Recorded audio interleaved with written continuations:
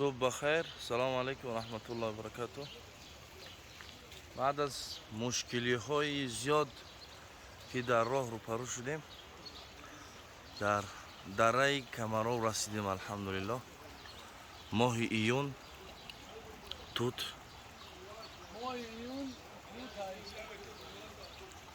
بسیار هم شیرین با لذت.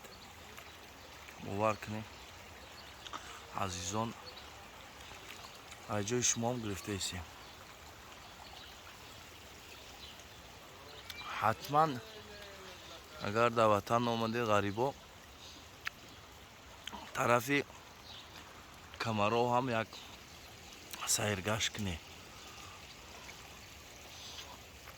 عجایب ماشاءالله. بچه خاله شکارت وزمینی با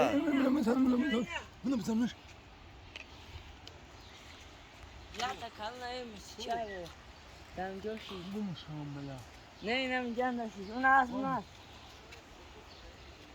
جوش میگیریم.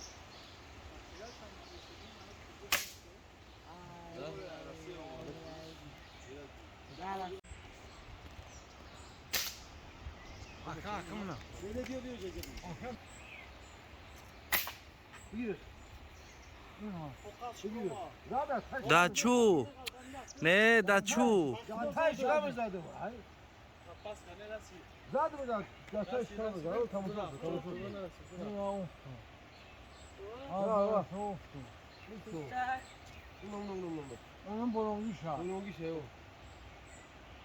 نه داچوزا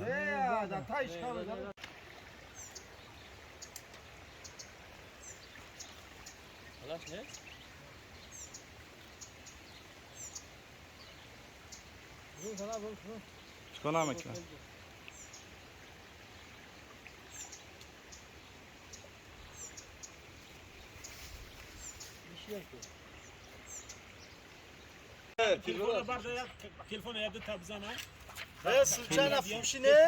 إذا رمت المعالي فاستعد وجاهد واصطبر واعمل وجد ولا تقنط إذا نابتك بلوى وثابر واحتسب دوما وكدا.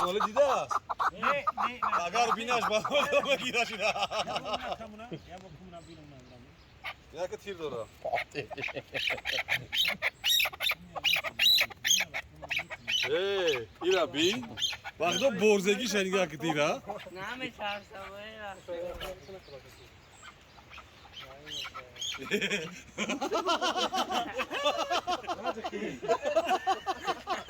کارش کار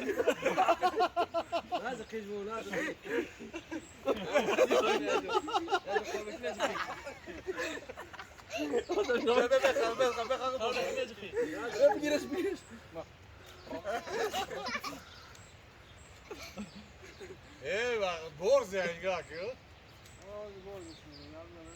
Ya Oğuz şunu.